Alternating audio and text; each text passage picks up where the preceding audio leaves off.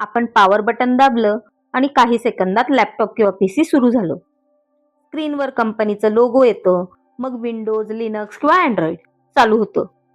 पण कधी विचार केला आहे का, या काही सेकंदात आतमध्ये काय घडतंय?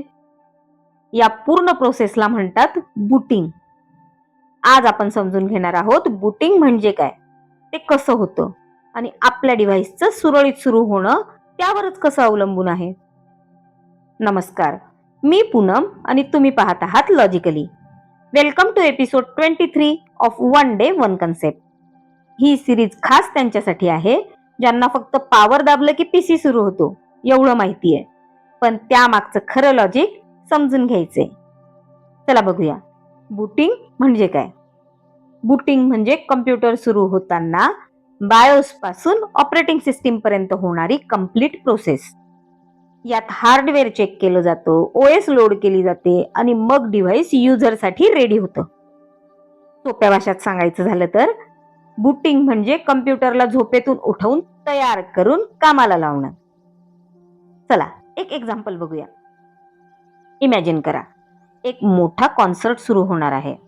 सिंगर स्टेजवर येण्याआधी माईक चेक होतो, लाईट्स चेक होतात, इन्स्ट्रुमेंट्स नीट ट्यून केले जातात. जर हे बेसिक चेक्स फेल झाले तर शो सुरूच होऊ शकत नाही.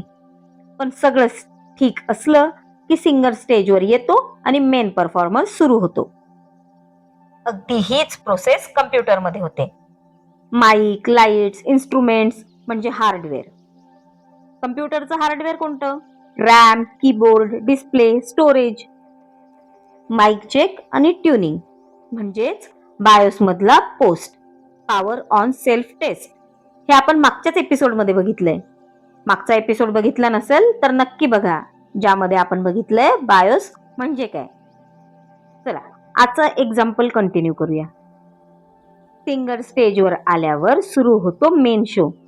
अगदी तसंच बायोस सगळ्यांना तयार करून झाल्यावर ऑपरेटिंग सिस्टीम लोड होते आणि डिव्हाइस काम करायला तयार होतो. थोडं इंजिनिअरिंग दृष्टिकोनातून बघूया. Booting process step by step अशा प्रकारे घडते. Power on, user power button दाबतो आणि इलेक्ट्रिसिटी मदरबोर्ड पर्यंत पोहोचते. यामुळे संपूर्ण सिस्टीम वेकअप होते. बायोस सुरू होतो. मदरबोर्डवर असलेल्या रॉम चिप मध्ये बायोस परमनंटली स्टोअर असतं.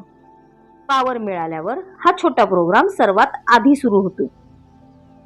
Post, power on self test. BIOS hardware नीट काम करतंय का ते तपासतो. रॅम प्रॉपर आहे का, कीबोर्ड आणि माऊस डिटेक्ट होत आहेत का, डिस्प्ले चालू आहे का आणि स्टोरेज डिव्हाइसेस अवेलेबल आहेत का, हे सगळं व्हेरीफाय केलं जातं. बूट लोडर, पोस्ट सक्सेसफुल झाल्यावर बायोस बूट लोडर नावाचा छोटा प्रोग्राम चालवतो. ऑपरेटिंग सिस्टीम लोड होतं. बूट लोडर स्टोरेज मधून ओएस म्हणजेच विंडोज, लिनक्स, अँड्रॉइड मेन मेमरीमध्ये लोड करतो. लॉगिन स्क्रीन, शेवटी युजरला डेस्कटॉप किंवा मोबाईल होम स्क्रीन दिसतं आणि डिव्हाइस वापरायला तयार होतं. स्टेजच्या कॉन्सर्ट अॅनालॉजी प्रमाणे बायोस प्री शो तयारी करतं, इन्स्ट्रुमेंट्स चेक करतं आणि मग ओएस म्हणजे सिंगर परफॉर्मन्स सुरू करतो. याचे रिअल लाईफ एक्झाम्पल्स कोणते कोणते आहेत? तुम्ही पीसी सुरू करताना कधी press F12 for boot menu असा मेसेज बघितला असेल. हा ऑप्शन तुम्हाला ठरवायला देतो की सिस्टीम कोणत्या डिव्हाइस वरून बूट करायचे, म्हणजे हार्ड ड्राईव्ह वरून का पेन ड्राईव्ह वरून की सीडी मधून. विंडोज करप्ट झालं असेल तर पीसी बूट होत नाही आणि फक्त एरर मेसेज दाखवतो. हे म्हणजे ओएस लोड न झाल्यामुळे सिस्टीम अडकून पडलेलं असतं. मोबाईलमध्ये अँड्रॉइड अपडेट फेल झालं तर फोन बूट लूप मध्ये अडकतो. स्क्रीनवर लोगो दिसतं पण पुढे जात नाही. याचा अर्थ बूट प्रोसेसमध्ये ओएस प्रॉपरली लोड झालेला नसतो. पेन ड्राईव्हवर ओएस इन्स्टॉल करून तुम्ही दुसऱ्या पीसीला बूट करू शकता. हे कॉलेज लॅब्समध्ये किंवा इमर्जन्सी ट्रबल शूटिंगसाठी खूप वापरलं जातं. तर आज आपण पाहिलं बूटिंग म्हणजे काय, ते कसं होतं आणि बायस ते ओएस पर्यंत स्टेज परफॉर्मन्स सारखा स्टेप बाय स्टेप प्रोसेस कसा चालतो. नेक्स्ट एपिसोडमध्ये आपण जाणून घेणार आहोत USB टाइप्स म्हणजे काय. म्हणजे type A, type B, type C. आणि टाईप सी इतका फास्ट का आहे? कन्सेप्ट क्लिअर झाला असेल तर लाईक करा आणि कमेंटमध्ये लिहा तुमच्या डिव्हाइसला कधी बूट होताना एरर आलाय का आणि तुम्ही त्यावर काय केलं होतं. हा व्हिडिओ शेअर करा, कारण तुमच्या फ्रेंड्सपैकी कुणीतरी अजूनही म्हणत असेल पॉवर दाबलं की पीसी चालतो, पण स्टेज तयार होणारा बायोस आणि बूटिंग हा शो कुठून सुरू करतो हेच त्याला माहित नाही.